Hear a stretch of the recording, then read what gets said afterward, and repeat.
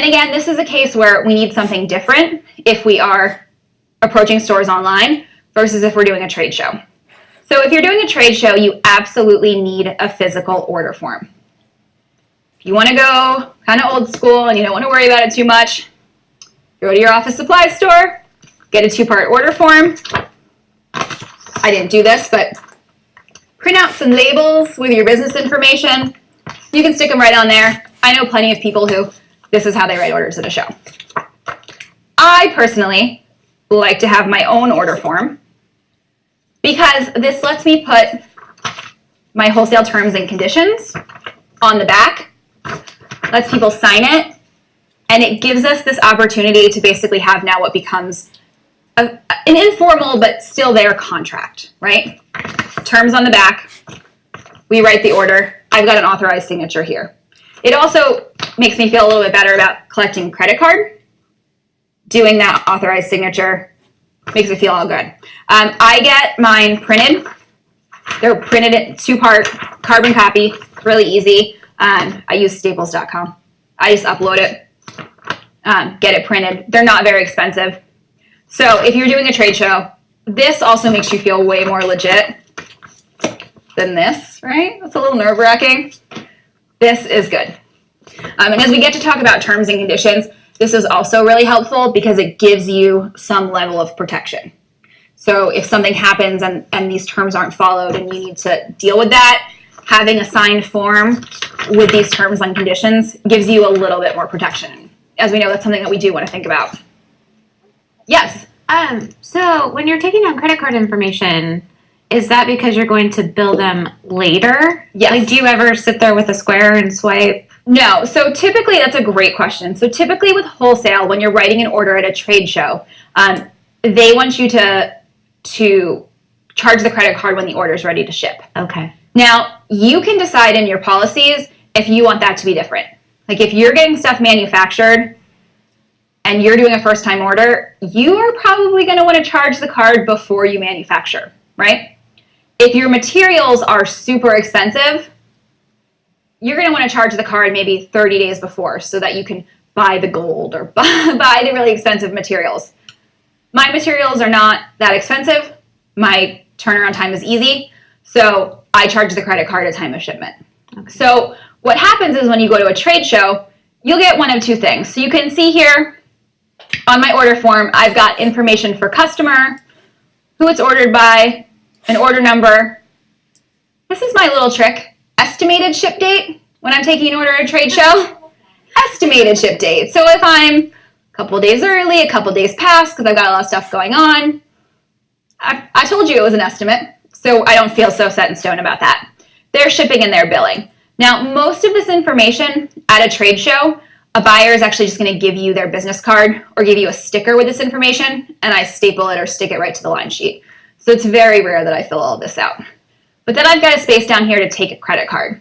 Some buyers are going to give you their card right on the spot, copy down the information, you're going to charge it at the time of shipment. Others will ask you to please call the store and get the card before you ship, and that's pretty common too. So I would rather they give it to me there at the show because then I don't have to play phone tag for a few days to get their order out. But some people, understandably so, don't want to give that information out for something that's going to be charged down the road. So let's talk about what else is on this since we're already talking about it. I like to do one that doesn't have item numbers on it. If you have a small line sheet without a lot of options, you may replace this blank field down here with actual product SKUs. So Monica, Shayla, this could be you guys. You know, you have a kind of a small amount of information, so it might be these item numbers and descriptions are actually filled in. You might also have a line here that says minimum quantity. So if they have to order 6s or 12s or whatever, that's going to fit in there. The price is already going to be pre-printed, and then they're just going to fill in how many they want and what the total is. So if your line is small, absolutely do that, and it will make ordering easier. My line is not small. I think almost everyone else, your line's probably not small. So this is better because you can just fill in everything. And then as I mentioned, at the bottom, total it up, authorized signature. You do want this on file if you're charging a credit card. So even if they don't give you the credit card there, I've got that authorized signature so that when I call for the card later, they've said, yes, do the order. So again, this is where, trade shows, pretty much the only time you're taking orders in person. If you're not doing a trade show, you don't need this yet. What you then might want to think about is ordering online. Now, if you don't have an online platform, there are certainly ways that you can set up online systems to make it easier. So you can create, Giselle talked about that, taking your PDF and just making it editable so that they could take this and fill it in. You could also use something like WooForms. So WooForms is a company that lets you auto-generate forms. So then you could just send that as a private link to your buyer, and they could fill in their order, fill in their products, hit send. Now, something like that, you can actually set it up so that it could also take a credit card if you wanted to. It does integrate with Stripe. So you could do that. Again, my buyers are not the most tech savvy, so I haven't been in a hurry to move on to this. I just let buyers toss stuff in the body of an email, and then I print the email and we move on our merry way. But it's something that I am going to, as I move forward, like I said, switch to an online shopping cart. And of course, if you have that online wholesale shopping cart, then you don't need the order form. You can just go ahead and move forward. All right, so back with that order form is my wholesale policies. And your wholesale policies are the last thing that we're going to talk about before we get into those line sheet critiques, because those do come to play in your line sheet. So we're going to talk about getting those squared away, and then we're going to look at some line sheets. So the first thing that I want you guys to remember, and if you're following along in your workbook, we're going to answer all of these questions starting on page 22. So go ahead, pull those out, because here's the thing about wholesale policies. They are different for every business and every industry, and you control them. You get to be in charge. Especially when we're working with those small to mid-sized stores, you get to say, this is what works for me. They might come back, like Kelly said, I might ask you for a different minimum. They might come back and ask, and then it's your discretion if you get to change it. But ultimately, you are in control, and you're going to make the best decisions for your business. So lead times, that's the first thing. And the lead time, now we're talking about vocabulary again. So that's how long it typically takes from when the order is placed to when the order is shipped. Lead times are going to vary greatly, and what you have to figure out is, how long would it take you to make a typical wholesale order? How long will it take you to make a typical wholesale order if you're working on more than one at once? Because that's going to happen. How long does it take you to order and source materials? So if you have to order your materials and it takes them a week or 2 weeks or 4 weeks to get to you before you can even start making, you want to build that in. And you want to build that in so that you're not paying to rush these things. You don't want to have to pay to expedite shipping because you promised someone that you could turn something around in 2 weeks when really you can't. So, and it's also going to depend on industry. So I know ceramics, because you've got an entire making, drying, firing, glazing, firing again process. Ceramics tend to have a longer lead time, 8 weeks, if not working on a very specific production calendar where they're scheduling out in advance. A lot of times with jewelers, 4 to 6 weeks is pretty typical. I've dropped mine down to 3 to 4 because I do have a production assistant who works for me. So I'm able to turn things around a little bit faster. Overestimate your lead times, don't underestimate them. So if you think like 2 to 3 weeks, make it 3 to 4. Because it's better to turn things around faster than you said than take longer. So especially in the beginning, if you feel more comfortable saying, hey, it's 4 to 6 weeks, say 4 to 6 weeks. You can always change that. Lead times become actually less important when you're doing trade shows, because typically at a trade show, you're going to schedule orders. So what happens is, buyers have to budget, right? So they only have so much money they can spend each month. They go to a trade show and they do a lot of buying. They don't want that all at once. So at a trade show, they're not going to care about your lead time. You're going to sit down and you're going to schedule a ship date, something that works for both you and them. They're going to say, I'll say when do you want this in the store? They'll look at a calendar and say, you know what, August is already really full of jewelry. Let's do September 1. And then you can look and say, oh, you know what, I'm booked up for September 1, or I'm going to be out of the country. Like that happens to me all the time. I'm going to be out of the country. Let's try September 15th. Perfect. Let's do that. But when you're dealing with, sending out those materials and they're going to be ordering kind of at any given time, you want to give them that reasonable lead time. Now, this is different if you're dealing with manufacturing. So yours is a little different, Shayla, because yours is a, product that has an expiration, it's consumable. So you're kind of turning things around. But Monica, you guys have a situation where you don't want to be telling people we have a 4 to 6 week or we have a whatever lead time, because what you're doing then is you're losing the opportunity in your case to kind of buy quantity for the fabrics and kind of turn things around. So Kelly was talking about how in clothing there are very specific order by dates and then ship dates. And so I think with you guys, that's probably going to make more sense going forward. Figuring out, this is our seasonal collection. These are the fabrics. These are the colors that are available. So it could be like, this is, fall 2014, spring 2015. Here's our order by deadline. Here's when this collection ships. And they can get it to ship within a range. So it starts shipping February 1st, and they can get anywhere from February 1st until, April 1st. And then after April 1st, if they want something and it's still available, then you can fill an order. But if you've already sold out of that manufacturing run, that's it, it's done. So you can definitely play by those rules, and you should, because you're manufacturing, and that kind of makes things a little bit different. And actually, I did pull your line sheet up. We'll come back and critique it later. But I did pull this up because I had noticed that you were kind of dealing with this high minimum order of 100 units. And switching to that kind of system means you can actually lower that minimum order, because now you're batching a lot of orders together. So you can let stores come in at a lower quantity and still order in the volume that you want to order in, because you're dealing with a lot of stores. Does that make sense? Yes. Awesome. All right, so let's talk about that minimum opening order.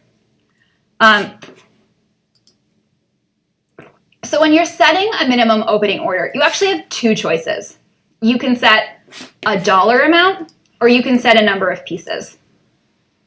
And so the way I like to decide which is better is I like to play the worst case scenario game. So if you set a minimum number of pieces, what's the lowest dollar amount someone could order? So let's just say that I decided my minimum order was 6 pieces. Which, if they're ordering like kind of the average price of my line, probably gets them to about $500. But if I said 6 pieces, they could order 6 of my $20 earrings and be done at $120. I am not dealing with a $120 wholesale order. That does not work for my business. So for me, that's a good scenario. But then if you set a minimum dollar amount, what's the fewest number of pieces somebody could order? So my minimum actually is $450. So if I said that, what's the fewest they could order? Well, if they ordered 3 statement necklaces, that's going to get them to $450. But you know what? If they put 3 statement necklaces in a case, I'm not worried that they're not going to sell. Because 3 big necklaces in a case, that's going to look great, right? So for me, that means it's a minimum dollar amount. Because I know that if they order 3 necklaces, it's going to look okay to get to that minimum. But if they order a grouping of my lower priced pieces, that's still going to look great in the store. If they order a big chunk of earrings, that's going to be a great display. And ultimately, that's what your minimum order needs to be about. It's about what's going to make a good presentation in the store. What's going to have enough of an impact that people aren't going to gloss over your products. Now, yes, we do want to think about things like we don't want to put ourselves so high that the small to mid-sized stores that we want to work with might not be able to take us on. But for most people, I found that number is a little bit higher than you might feel comfortable with. There is also a range, different industries have different ranges. So I found that in jewelry, depending on your price point, you might be anywhere between, $300 to as high as like $800 or $900 for an opening order. Like I said, I'm $450. I typically find though that most people actually tend to open order in the $600 or $700 range. So $450 is kind of there for my little guys. But in something like stationery, that number is going to be lower. So if you're a greeting card person, now I know a lot of greeting card people are in the probably $75 to $100 range for minimum opening order. I work with some stationery people. I do some coaching with them, and they'll tell you all day long that I fight them on that. Because to me, $75 to $100, even with cards, that's not a great order. It's not a great impression in the store. So that's, again, where you can think about if I diversify my product line, if I've got greeting cards plus some other products, I can bump that minimum up to, say, $200 or $250, and that suddenly feels like a more viable order. So you are going to, kind of vary that based on industry. You guys had that 100-piece minimum. I think it's probably a little high. But I think it's also okay to go, in your case, say, you do have to order at least 20. I think it's okay to kind of go up and have a decent number. But I think for the kinds of stores that you're talking about, 100 pieces is probably a little high. Lauren, I actually don't know what's super typical in the soap industry, but I would think you're probably looking at around that $300 price point, somewhere in there. What are our jewelers at? Well, I actually have been at 200. That is way too low. I know. So I was thinking of bumping it up to 300, but I don't think I'm in the 450 range. So you finally fiddle with your prices? Maybe. Yeah. And we can look at that a little more when we get to your line sheet and kind of talk about that. Okay. Where are you at, Lindsay? I'm at 350. Okay. I was at 150, but I found it was again it didn't make an impact. So 150, I never got reorders. Right. But when I upped it, it was now people reorder. Right. And that's something else to consider too. So, I've noticed that anytime I break my rule and let people in under 450, they tend to be those people who order around the $300 mark. And either A, they don't reorder very often, or B, they tend to be more of a pain in the butt. I don't know what it is about those stores that are really fighting me on that, but I feel like those $300 stores are such a headache compared to my $700 stores. Version of the bargain hunter. It is. Yeah. It's absolutely the store version of the bargain hunter. You are so right. Now, this is the thing. You can always set your minimum and relax it if it makes sense. That's your discretion. So for me, saying 450 clears out a lot of people, especially at a trade show where there tends to be a lot of people who want to personal shop. And some people will totally say no to those personal shoppers. If you don't have a resale number, if you don't have an actual store, I won't let you do it. I'm kind of you want to spend $450? I'm not going to help you at all, but you can buy it. But $450 is a lot of jewelry for personal shopping. So that pretty much slides everybody out of that game. But if I have a store that I know the store and I know they're super small, if I was talking to Kelly and Kelly was like, hey, $450, that's just not doable for me. And I was like, you know what? I don't have anything else in the mission. I like Kelly. She's awesome. I would let her slide in for $300 or $350. I have a store in Philly. The Art Star girls, you might know, they do the Art Star Craft Bazaar. Their store is super tiny. They were like, can we just do a little order? I know you guys, it's fine. I know they're never going to be a huge volume store for me, but I don't have anyone else in that neighborhood. I like them, so I relaxed it a little. So it can totally be your discretion, but it's easier to start higher and weed those people out and then give that kind of option as opposed to saying it's going to be 150 or it's going to be 200 and then deal with the frustration. And again, they don't reorder because with that small amount of product in the store, it's not going to sell. You don't want 4 bags of coffee sitting on a shelf because it's not going to sell. You want a shelf, right? Top to bottom. Top to bottom. You want a whole chunk of soap happening in there. Same thing with you guys. You want a solid display. So you want to make sure that whatever you set your minimum order at gets you there. The other thing that you may or may not have is a per piece minimum. So does each SKU in your line have a minimum? I do not. And I don't advocate that for most jewelers. Most people want a grouping. Rings, I do. I do advocate it for rings. Thank you. Okay. I actually don't sell a lot of rings, which I always forget. Rings are not my favorite thing to make because I hate sizing. But yes, rings I would absolutely do a minimum per piece because it's like one size 3. Right. Well, and also because one ring is not going to sell. Yeah. And that's the same thing that we're thinking about here. That first consideration is if you have only one of something, is it going to sell? For most other jewelry, earrings, necklaces, bracelets, they're going to mix it in a case. There's going to be other stuff going on. One is probably going to sell. You certainly are not going to sell one of anything at wholesale. First of all, because you have sizes. But even within those sizes, you're going to want to set a minimum per piece because one sad, lonely cardigan hanging on that doesn't work, right? Yeah. Do you do that now? Do you set per piece minimums? Not per piece. Okay. Just total order. Yeah, I think you're going to want to go towards per piece. Even if it's just like 2 or 3 of something, because they're going to sell out. It's just going to start to look sad in the store. Okay. You guys are all per piece minimum over here. Same thing with greeting cards. You do not want anyone to buy one greeting card from you. At least 6s usually on greeting cards. That's pretty standard. So they have to order 6 of something. So that, again, you don't want to pick one off the shelf and then it's gone. You want to have that back stock.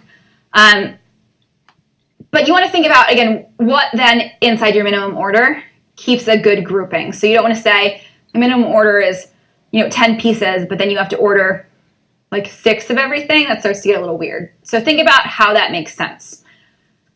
You also should think about per piece minimum if you do have manufacturing restrictions. So like even on my scarves, the way I order that fabric with like scarves and pillows, I can't sell you one because it just doesn't make any sense for me. So I do have a per piece minimum on those. Right now I'm just doing 2s because I tend to deal with smaller retailers. But again, so you guys within each material, you might say your minimum order is like 6. So that way they've got a little bit of a set, on display.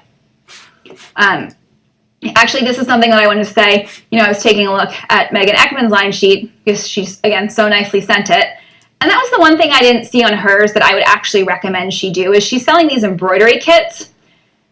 And I didn't see a per piece minimum, but I think this is the same case where it's something where you've got this one product. One by itself is going to seem sad.